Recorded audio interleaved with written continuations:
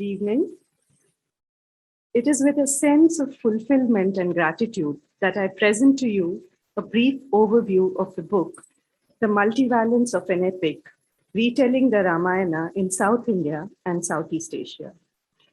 It is a project that I have held dear and one that has engaged my intellectual energies in multiple roles.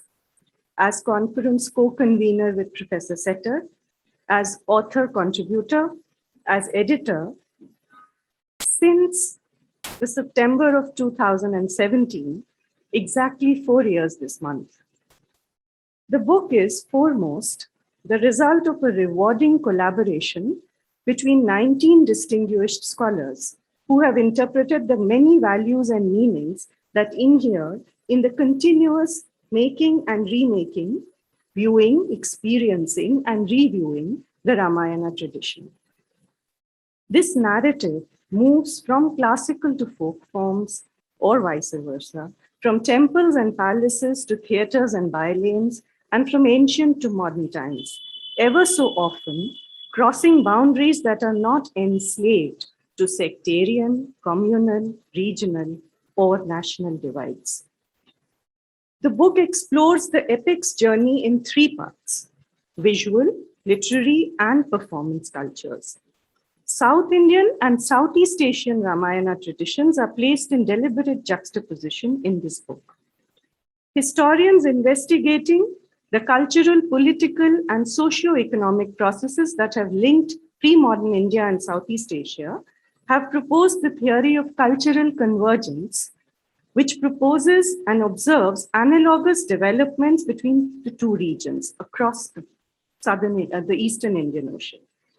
Investigating epic encounters through the prism of cultural convergence is a rewarding direction of inquiry, and readers will find in the organization of this book a potential resource to explore epic connections in the light of cultural convergence. The first part on visual cultures, sculptures, paintings, and inscriptions is located first because these are often, in the case of South India and Southeast Asia, the earliest available expressions of the Ramayana. This part includes essays by Parul Pandyadhar, John Brockington, Valerie Gillette, Rachel Loizu, Sharada Srinivasan, who is present here today, Gauri Krishnan, Keshavan Rajarajan, and Cheryl Tiruchelvam. A lot of our dear contributors are present online also today. Now, this group of 8 authors unfold a rich tapestry of sculptures, paintings, and inscriptions, where the earliest carved narratives from the Deccan and the Deep South share space with images such as a 7th century Rama sculpture from Phunumda in faraway Cambodia. Such deliberate juxtapositions throw open a range of observations and questions, of which some, though not all, find their answers within the pages of this book. Inscriptions about Ram and Ravan reveal the importance of the epic in the political imagination on both sides of the Bay of Bengal. Visual imagery frozen in stone holds clues to lost texts and performance practices of yester centuries. Gaps in sources of one type are filled in by traces from the past in other sources. Sculptures from the Hoysal period in Karnataka meet Nayaka period paintings from Malirunchole in Tamil Nadu that bear inspiration from the Alvar hymns and Kamban's Iramavataram. Chol and Vijayanagar metal icons of Ramayana characters reveal their aesthetic and processional value in temple rituals.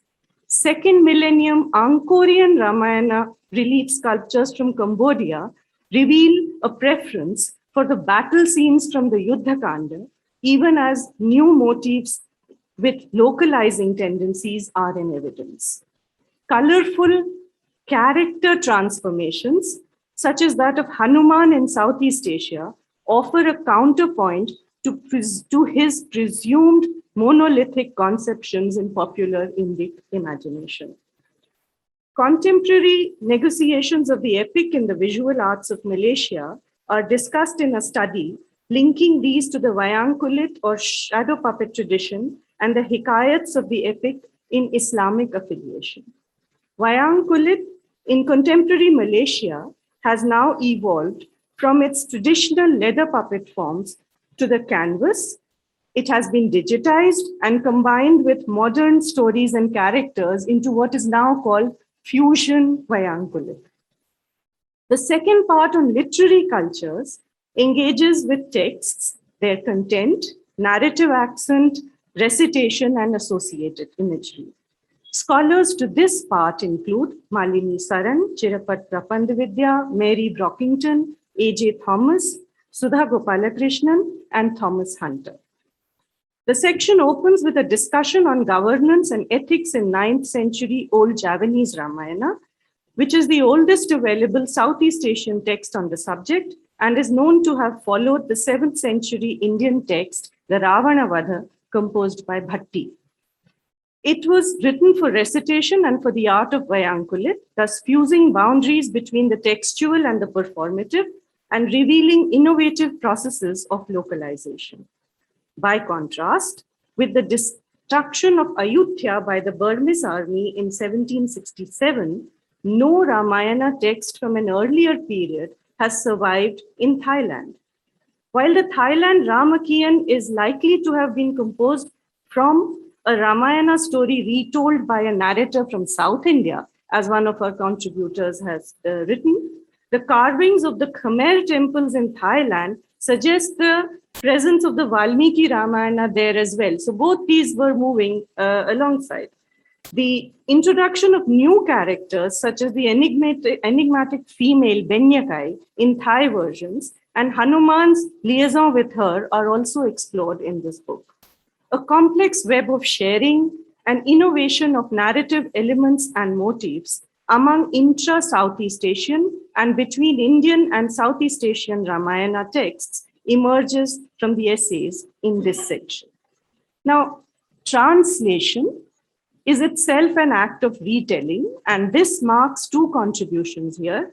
Erutachan's Adhyatma Ramayanam Kiripattu, a Malayalam Bhakti text, and another Malayalam poetic text, Chinta Vishtayaya Sita by Kumaranashan, which has been translated in English here and offers a contemporary interpretation of Sita's introspection about her life.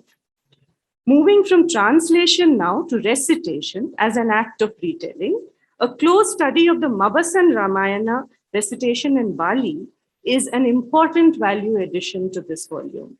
Text, recitation, translation, and performance are at work in inextricable juxtaposition in this section. Coming to the final section, performance cultures. It includes theatre, puppetry, and folk practices, with contributions here by Paula Richmond, Ghulam Sarwar Yusuf, Krishnamurti Hanuru, Purushottam Bilimale, and Sirangleng. Performance ushers the contemporary in deep engagement with the epic's past, as observed in representations of the Ramayana in modern theatre. Ravanodbhavam, or the origins of Ravana, performed in Kathakali, and Ilankeshwaran, king of Lanka, a mid-20th century Tamil mythological drama. The epic antagonist appears in these productions in a more sympathetic light in times of social and political anxieties, when the rule of Ravan may have offered alternative possibilities. Far away, in the Malay Peninsula, Vayankulit Kelantan is again based on a local oral version known as Hikayat Maharajavana, or the story of Ravana, thus Ravanayana and not Ramayana. Echoes of popular Islam in Malay versions of the epic are also seen, for example, in the encounter between Adam, who is sent by Allah, and who meets Ravana and forgives him in Lanka. Ramayanas from bylanes are seen in folk versions of the epic. Striking negotiations between vernacular and Sanskrit traditions and subsequent transformations in characterization to suit the ideals of the folk world reveal local processes of idealization and demonization of the characters in the folk traditions. Prompt improvisations by composers, musicians, actors, and spectators who are integral to the staging of a Yakshagana epic performance is another important contribution. Similarly, the performance of the Khmer Riamker bears a deep imprint of present-day Cambodian society. Now, what comes out of this volume to me as an editor, really, it is in the structure of the Mahakavya itself, in its early development from a core plot, which had its origins in oral traditions, and in its accretions over time, that its subplots lend themselves to independent expression, even when they cohere as meaningful parts of the whole. This internal structure of the epic enables selective adaptations of its parts, even as it generates more complete tellings in different contexts.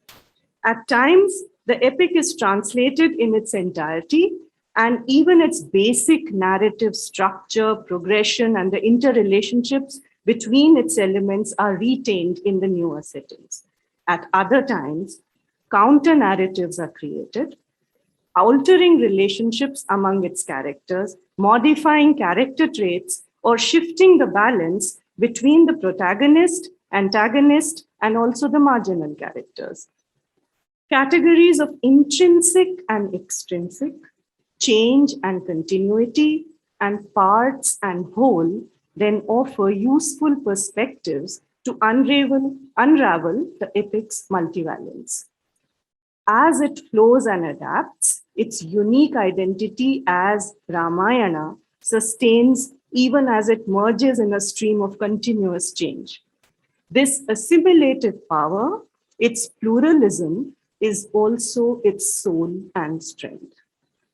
Categories of Margi Deshi, Shastriya Laukika, or Natyadharmi Lokadharmi, which belong to performance practice and theory, also offer useful perspectives for interpreting the many layers of meanings that inhere in the epic. The selective transference and creative translation of narrative motifs and elements, the changes in character portrayals, and the omissions, additions, and elaborations transpire not only across regions and over time, but are also mutually influential among Margi and Deshi modes of expression within a given location-time nexus. This vertical integration is most palpable in the performance cultures. Performance as spontaneous creation born of artistic intuition and creativity, and its reception by the Rasika is of essence. Epic performance traditions bear the ancient in its innate flow as inherited wisdom and recreate its contemporary presences.